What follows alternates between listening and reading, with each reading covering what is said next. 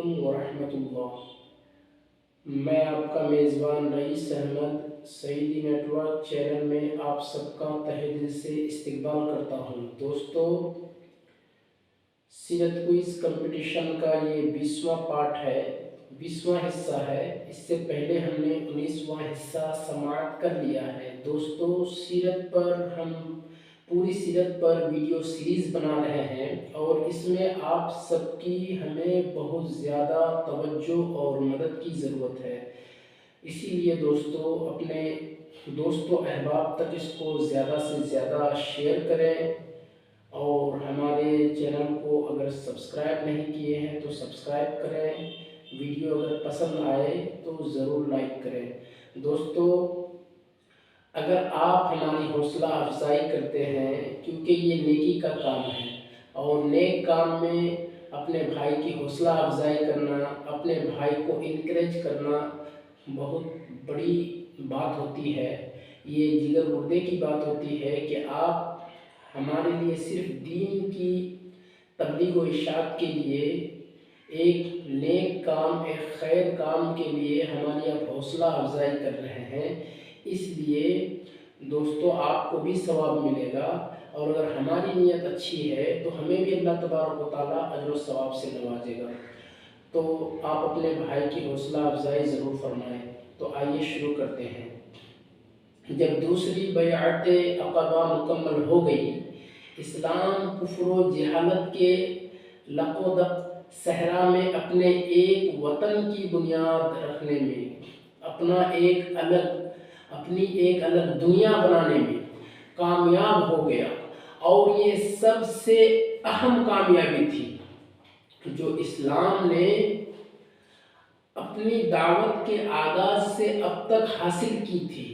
رسول اعظم صلی اللہ علیہ وسلم نے مسلمانوں کو اجازت و رحمت فرمائی کہ اب وہ اپنے وطن کی طرف ہجرت کر جائیں۔ بیعت عقبہ کے بعد ہجرت کے معنی یہ تھے کہ سارے مفادات کو تج کر کے، چھوڑ چھاڑ کر کے اور مال کی قربانی دے کر کے محض جان بچا لی جائے، اور وہ بھی یہ سمجھتے ہوئے کہ یہ جان بھی خطرے کی زد میں ہے۔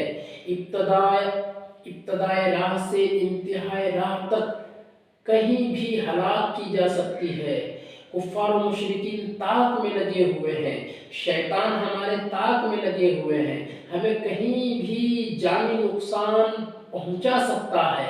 چنانچہ پھر سفر ایک مبہم مستقبل کی طرف ہے۔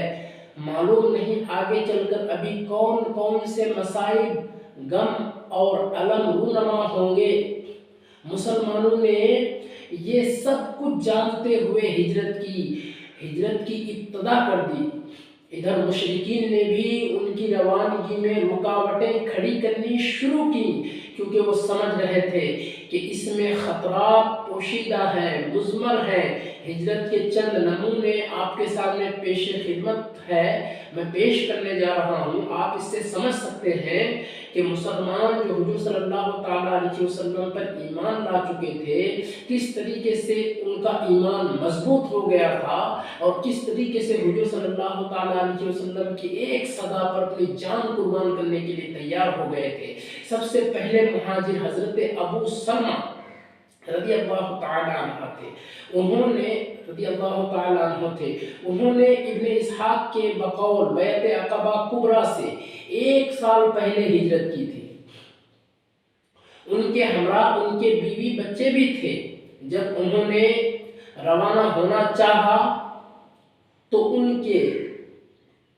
کے سسرال والوں نے کہا کہ یہ رہی آپ کی جان، اس کے متعلق تو آپ ہم پر غالب آ گئے، لیکن یہ بتائیے کہ یہ ہمارے گھر کی لڑکی ہے۔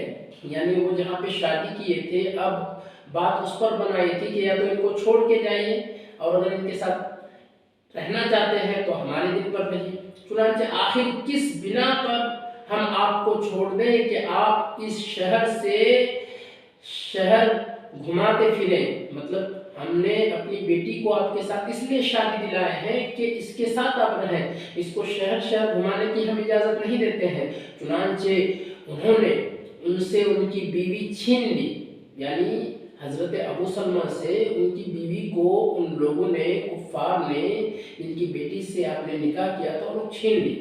इस पर अबू सलमा के घर वालों को ताव आ गया और उन्होंने कहा कि जब तुम लोगों ने इस औरत को हमारे आदमी से छीन लिया तो हम अपना बेटा उस औरत के पास नहीं रहने दे सकते। चुनांचे दोनों फरीक ने इस बच्चे को अपनी अपनी तरफ खींचा। एक बच्चा था, उस बच्चे को दोनों फरीक वाले खींच रहे हैं, लड़के वाले भी और लड़की वाले भी, अबू सलमा के घर वाले भी और उनके ससुराल वाले भी अपनी अपनी तरफ खींचना स्टार्ट कर दिया, जिससे उस बच्चे का हाथ उखड़ गया और अबू सलमा रज़ियल्लाहु ताला अन्हु के घर वाले उसको अपने पास ले गए। खुलासा ये कि अबू सलमा रज़ियल्लाहु ताला अन्हु ने तन्हा मदीना का सफर किया। उसके बाद हजरत अबू सलमा का हाल ये था कि वो अपने शौहर की रवानगी, ये उम्मे सलमा का हाल ये था कि वो अपने शौहर की रवानगी और अपने बच्चे से महरूमी के बाद रोजाना सुबह सुबह अबताह पहुंच जाती, जहां ये माजरा पेश आया था, और शाम तक रोती रहती। इसी हालत में 1 साल गुजर गया। बिल आखिर उनके घराने के किसी आदमी को तरस आ ही गया और उसने कहा कि इस बेचारी को जाने क्यों नहीं देते उनके पास, उसे खामखा उसके शौहर और बेटे से जुदा कर रखा है। इस पर उम्मे सलमा से उनके घर वालों ने कहा कि अगर तुम चाहो तो अपने शौहर के पास चली जाओ। हजरत उम्मे सलमा ने बेटे को इस ददियाल वालों से वापस लिया और मदीना चल पड़ी। अल्लाह अकबर। कोई 500 किलोमीटर की मसाफत का सफर और साथ में अल्लाह की कोई मखलूक नहीं। जब तनईम एक जगह का नाम है, वहां पहुंची तो उस्मान बिन अबी तलहा मिल गया। उसे हालात की तफसील मालूम हुई तो मशायअत करता हुआ, उनको साथ देता हुआ मदीना पहुंचाने ले गए। और जब कुबा की आबादी नजर आई तो बोला तुम्हारा शौहर इसी बस्ती में है, इसी में चली जाओ, अल्लाह बरकत दे। उसके बाद वो मक्का पलट आया। हजरत सुहैब रज़ियल्लाहु ताला अन्हु का वाक़या देखिए। जब हिजरत का इरादा किया तो उनसे कुफार कुरैश ने कहा तुम हमारे पास आए थे तो हकीर और फकीर थे, लेकिन यहाँ आकर तुम्हारा माल बहुत ज्यादा हो गया है और तुम बहुत आगे पहुंच गए हो।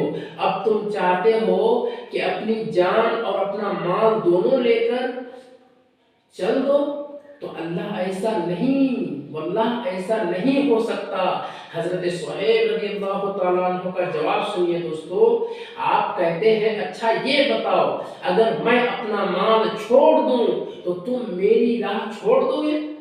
अल्लाह अकबर। क्या ईमान का तकाजा रहा होगा दोस्तों। जो मालो मता है उसको छोड़ने के लिए तैयार हो गए हैं।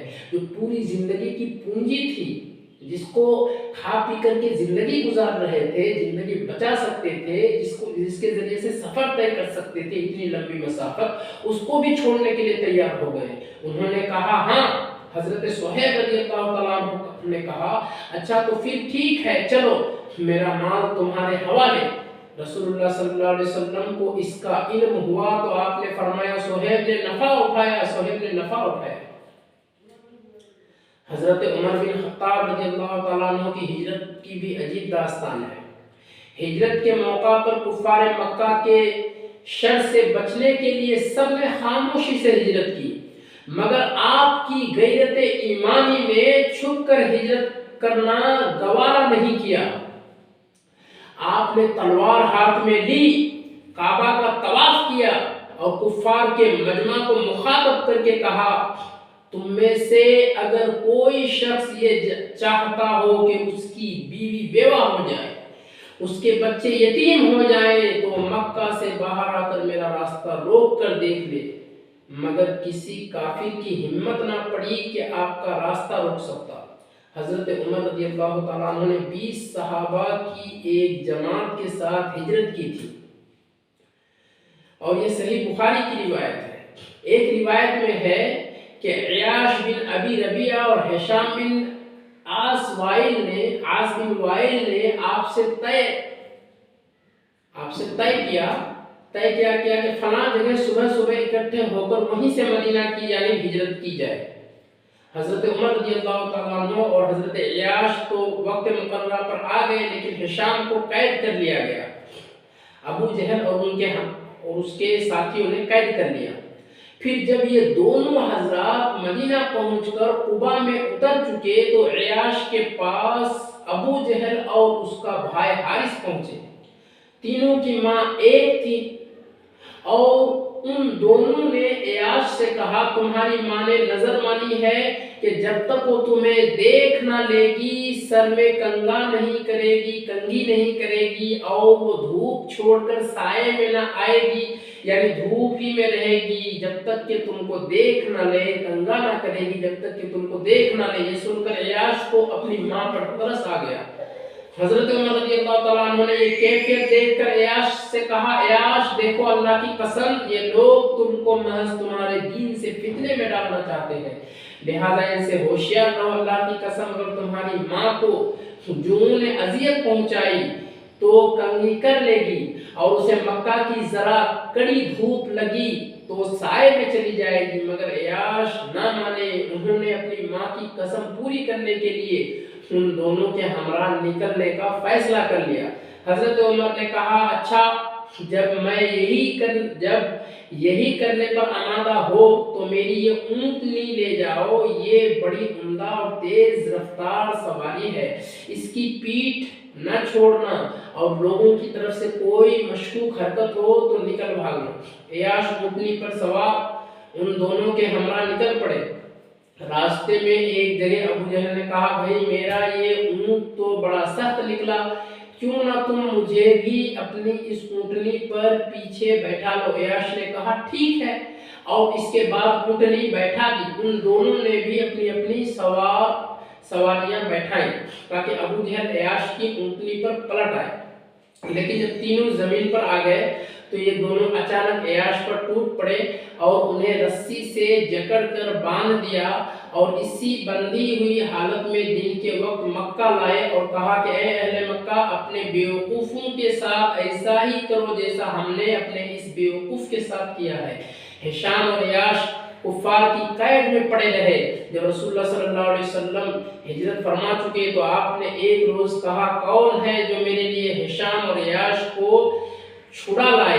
ولید بن ولید نے کہا میں آپ کے لیے ان کو لانے کا ذمہ دار ہوں۔ پھر ولید خفیہ طور پر مکہ گئے اور ایک عورت جو ان دونوں کے پاس کھانا لے جا رہی تھی اس کے پیچھے پیچھے جا کر ان کا ٹھکانہ معلوم کیا اور یہ دونوں ایک بغیر چھت کے مکان میں قید تھے۔ رات ہوئی تو حضرت ولید دیوار پھلانگ کر ان دونوں کے پاس پہنچے اور بیڑیاں کاٹ کر اونٹ پر بیٹھایا اور مدینہ بھاگ گئے۔ عازمین ہجرت کا علم ہو جانے کی صورت میں ان کے ساتھ مشرکین جو سلوک کرتے تھے اس کے یہ 3 نمونے ہیں، لیکن ان سب کے باوجود لوگ آگے پیچھے در پہ نکلتے ہی رہے۔ چنانچہ بیعت عقبہ کبریٰ کے صرف 2 ماہ چند دن بعد مکہ میں رسول اللہ صلی اللہ علیہ وسلم، حضرت ابوبکر اور حضرت علی کے علاوہ ایک بھی مسلمان باقی نہ رہا۔ یہ دونوں حضرات رسول اللہ صلی اللہ علیہ وسلم کے حسب ارشاد رکے ہوئے تھے، البتہ کچھ ایسے مسلمان ضرور رہ گئے تھے جنہیں مشرکین نے زبردستی روک رکھا تھا۔ رسول اللہ صلی اللہ علیہ وسلم بھی اپنا ساز و سامان تیار کر کے روانگی کے لیے حکم خداوندی کا انتظار کر رہے تھے۔ حضرت ابوبکر رخت سفر باندھا ہوا تھا اور انتظار میں تھا کہ کب آقا صلی اللہ تعالیٰ علیہ وسلم کی جانب سے اجازت ملے اور ہم بھی مدینے کی جانب روانہ ہو جائے، لیکن حضور صلی اللہ تعالیٰ علیہ وسلم اللہ تبارک و تعالیٰ کی جانب سے اجازت کا منتظر تھے کہ اللہ تعالیٰ کی جانب سے کب مجھے اجازت مل جائے اور پھر ہم ابوبکر اور حضرت علی کے ساتھ پھر مدینے کا سفر کروں۔ چنانچہ پھر آگے جو پیش آتا ہے معاملہ کہ حضور صلی اللہ تعالیٰ علیہ وسلم کو کفار و مشرکین مارنے کا پلاننگ بناتے ہیں دار الندوہ میں۔ انشاءاللہ اس کو ہم اگلی ویڈیو میں آپ کے سامنے بیان کریں گے۔ दोस्तों सीरत क्विज कंपटीशन मुसलसल जारी व सारी है। हम आपसे सिर्फ इतना चाहते हैं कि हमारे इस नेक काम में आप भी हमारी मदद करें, अपने दोस्तों अहबाब तक हमारी वीडियो को ज़रूर शेयर करें। अगर अभी तक चैनल को आपने सब्सक्राइब नहीं किया है तो ज़रूर सब्सक्राइब कर लें और बेल के आइकन को दबाना ना भूलें, और वीडियो अगर पसंद आए तो लाइक करें। तो दोस्तों मिलते हैं अगले वीडियो में। अस्सलाम वालेकुम व रहमतुल्लाह।